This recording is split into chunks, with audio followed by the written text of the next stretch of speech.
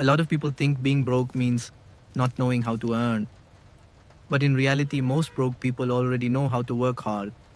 The real problem is that modern life has become expensive faster than people can grow financially. This is not a comedy story. This is what survival actually looks like for millions of people in their 20s. How broke people survive.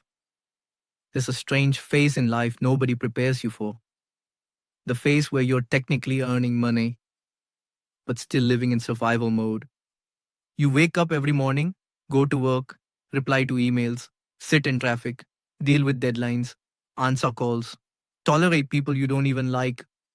And at the end of the month, your bank account still looks like you've been unemployed for 6 months. That's the reality for a huge number of young adults today, especially in cities, especially for people trying to build a life from scratch. And the worst part? Most broke people don't look broke anymore. Because poverty today doesn't always look like torn clothes or empty houses. Sometimes it looks like someone carrying an iPhone bought on EMI, someone posting cafe pictures once a month, someone smiling at work while checking whether they can afford petrol till payday. Modern financial struggle is silent. People are surviving, not living. And survival changes people mentally. The first thing broke people learn is calculation. Everything becomes mathematics, not dreams, not goals, not happiness, calculations. How many days until salary? If I spend today, can I survive till next Friday? Can I delay this payment? Should I skip eating outside this week? Can I recharge later? People start dividing life into tiny financial decisions. A normal person sees coffee. A broke person sees 220 rupees means almost 2 meals. That's how survival rewires your brain. And slowly, you stop buying things because you want them. You only buy things after justifying them emotionally. You stand in stores convincing yourself not to buy basic things, not luxury. Basic things. Shoes, clothes, medicine, better food. You start saying, this can wait. Everything becomes later, and later becomes years. People online romanticize the hustle culture. Work hard now, enjoy later. But nobody talks about what happens when later never arrives. Because many people are not building wealth. They are only escaping emergencies repeatedly. One medical bill, one family problem, one job loss, one accident, one rent increase. And suddenly the entire system collapses. That's how fragile modern middle class life has become. Most people are one crisis away from financial panic. And yet social media keeps showing luxury lifestyles every single day. Expensive vacations, perfect apartments, designer clothes, night drives, business class flights, morning routines. So now broke people are not only struggling financially, they're struggling psychologically too, because comparison became unavoidable. 20 years ago, your comparison circle was your neighborhood. Now it's the entire internet. You wake up and immediately see someone younger than you buying a car, traveling internationally, launching a startup, getting married, becoming famous, making money online, building 6 income sources, while you're trying to figure out whether your salary can survive the month. That damages people mentally more than they admit, especially because nobody wants to look left behind. So people pretend. That's another survival tactic. Pretending everything is fine, pretending they're doing okay, pretending they're stable, pretending they're financially comfortable, even when they're stressed every night. Many people today are financially surviving through hidden systems. Credit cards, EMIs, borrowed money, salary advances, buy now pay later apps, small loans, delayed payments, and over time, debt quietly becomes normal. Not because people are irresponsible, sometimes because salaries genuinely cannot keep up with life anymore. Rent increased, food prices increased, fuel increased, healthcare increased, subscriptions increased, expectations increased. But salaries, many people are still earning almost the same amount they earned years ago. That creates constant pressure. and pressure changes behavior. Broke people often stop taking risks, not because they lack ambition, because failure becomes expensive. A rich person can experiment, a financially struggling person cannot. If you have savings, mistakes become lessons. If you don't have savings, mistakes become disasters. That's why many talented people stay stuck in jobs they hate. Security becomes more important than dreams. And eventually, survival becomes identity. People stop asking, "What do I want from life?" and start asking, "What can I afford?" That's one of the saddest transitions adulthood creates. Then comes social isolation. Nobody talks enough about this. Being broke affects relationships too. You avoid plans, you avoid weddings, you avoid birthdays, you stop going out. Not because you hate people, because everything costs money. And after a while, people assume you became distant. But sometimes you're just financially exhausted. Even dating changes. Modern relationships often silently depend on financial stability. People say money doesn't matter. Reality says otherwise.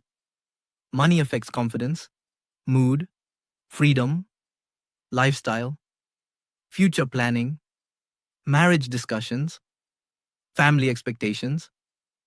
Financial instability creates emotional instability. That's why so many people in their 20s constantly feel anxious without understanding why. The nervous system never fully relaxes because survival mode never switches off, even on weekends, even during sleep, even while scrolling social media. There's always background pressure running inside the brain. What if something goes wrong? And honestly, for many people, something usually does. Because modern adulthood is expensive in ways school never prepared people for. Nobody teaches financial literacy properly. Nobody teaches taxes properly, loans properly, investing properly, insurance properly, emergency planning properly. Most people learn through mistakes, costly mistakes, and companies know this. Entire industries profit from financially stressed people. Fast delivery apps, instant loans, impulse shopping systems, credit systems, emotional advertising. Modern marketing is designed around emotional weakness, especially loneliness and insecurity. That's why people buy things they don't even need. Sometimes not because they want products, but because they want temporary relief. Buying something creates a short dopamine rush. For a few minutes, life feels under control, then reality returns.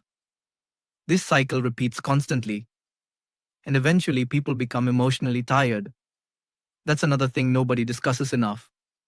Financial exhaustion, not physical exhaustion, mental exhaustion, the exhaustion of always thinking about money, always planning, always adjusting, always sacrificing, always postponing. Over time, people stop feeling excited about life. They become practical too early. You'll notice this especially in young adults. At 22, 23, 24, people already sound emotionally tired.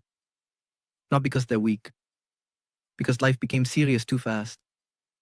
And still, despite everything, most broke people continue surviving.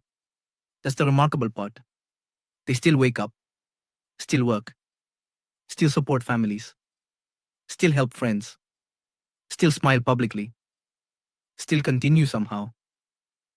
Human beings adapt to pressure in unbelievable ways. Some people survive by sharing rooms. Some survive by working two jobs. Some survive by cutting personal dreams temporarily. Some survive by living extremely minimally. Some survive because their families depend on them. Some survive because quitting isn't an option. And many people quietly carry responsibilities nobody sees.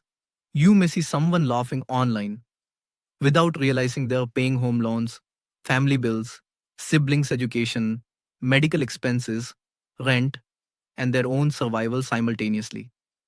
That's why judging people financially is dangerous. You rarely know what someone is carrying privately. Now, here's the uncomfortable truth: hard work alone is no longer enough for financial growth. This is something many older generations struggle to accept. Earlier, stable jobs often created stable lives. Today, even educated people with full time jobs struggle financially because the economy changed faster than traditional career systems. Many industries became oversaturated, automation increased, competition became global, attention became currency, and now people are trying to survive in economies built around visibility. That's why side hustles exploded. Not always because people are greedy, sometimes because one income genuinely isn't enough anymore. And this creates another hidden problem: constant productivity pressure. People no longer feel allowed to rest. If they rest, they feel guilty because someone online is always grinding harder. So even relaxation becomes stressful. That's not healthy. Humans were not designed to operate like machines every day for decades, but financial fear pushes people into unhealthy cycles: poor sleep, stress eating, anxiety, burnout, depression, isolation. Money problems slowly become health problems too. And ironically, healthcare itself is expensive. So people continue ignoring themselves, ignoring symptoms, ignoring stress, ignoring emotional damage, until one day the body forces them to stop. And by then, recovery becomes harder. Now, this doesn't mean people should become hopeless, but reality must be understood honestly. Blind positivity doesn't solve financial struggle. Discipline helps, skills help, networking helps, smart decisions help, patience helps. But pretending everyone can become rich quickly is dishonest. The internet sells unrealistic timelines constantly. Become financially free in 30 days. Quit your job in 6 months. Make passive income while sleeping. Most of this is marketing. Real financial growth usually looks slower and less glamorous. It looks like learning skills after work, saving small amounts consistently, avoiding unnecessary debt, improving health, building stability gradually, making fewer emotional financial decisions, and surviving long enough for opportunities to compound. That's the boring truth nobody likes hearing. And yes, luck matters too. Timing matters. Family background matters. Connections matter. Location matters. Health matters. Ignoring these realities creates fake motivational culture. Some people are running races with advantages others never had. Acknowledging that is not weakness, it's honesty. But despite all this, people still have agency. Small financial discipline genuinely changes lives over time. Not instantly, not dramatically, but realistically. Learning how money works matters. Learning how to manage emotional spending matters. Learning valuable skills matters. Building emergency savings matters. Protecting mental health matters. Because surviving financially is not only about income, it's also about decision making. Many people increase salary but never increase stability because lifestyle expands faster than earnings. That trap destroys people quietly, especially in cities where social pressure constantly pushes consumption. People buy things to look successful before becoming stable. That creates long term stress. Sometimes the strongest financial move is invisible: saying no, living below your means, delaying gratification, avoiding comparison. These things look boring online, but they create peace.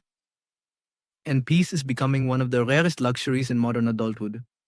At the end of the day, most broke people are not lazy, most are overwhelmed. There's a difference. Some are trying their best with limited guidance, limited support, limited opportunities, limited emotional energy, and still continuing. That deserves more empathy than society gives. Because survival itself has become difficult. Not dramatic movie style difficult, quietly difficult. The kind where people keep functioning externally while struggling internally. The kind where someone replies, "Yeah, I'm good," while mentally calculating expenses in the background.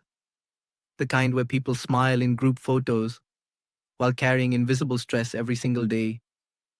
And maybe the biggest lesson is this: financial struggle is not just about money, it changes confidence, relationships, choices, mental health, identity, dreams, time, and the way people see themselves.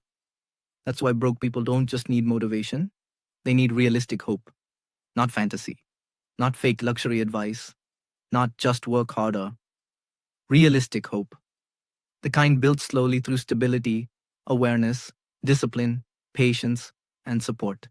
Because most people are not asking for mansions, they're asking for peace. A life where checking bank balance doesn't create anxiety. A life where one emergency doesn't destroy everything. A life where rest doesn't feel dangerous. And honestly, that shouldn't be considered a luxury anymore.